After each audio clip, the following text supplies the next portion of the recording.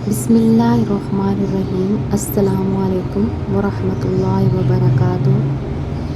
तंदुरुस्ती का राज।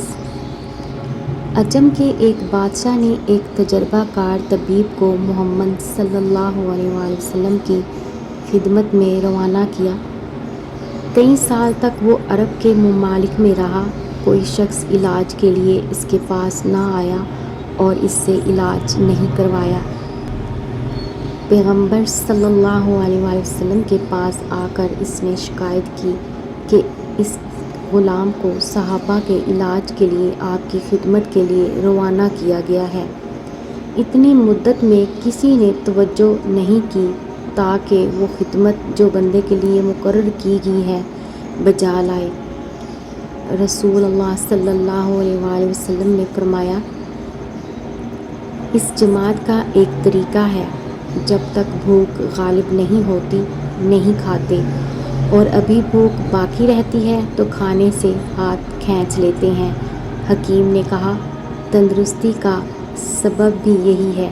सलाम किया और चला गया।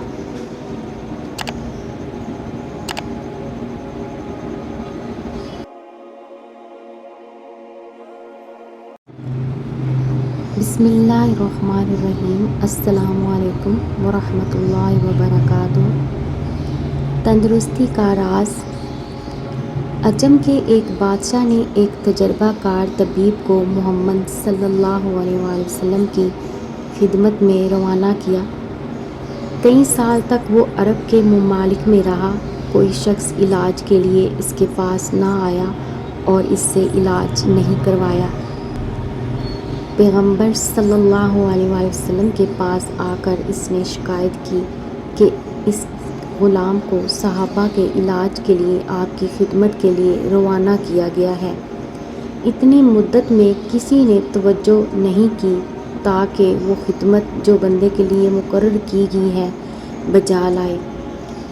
रसूल अल्लाह सल्लल्लाहु अलैहि वसल्लम ने फरमाया, इस जमात का एक तरीका है, जब तक भूख गालिब नहीं होती नहीं खाते और अभी भूख बाकी रहती है तो खाने से हाथ खींच लेते हैं। हकीम ने कहा, तंदुरुस्ती का सबब भी यही है।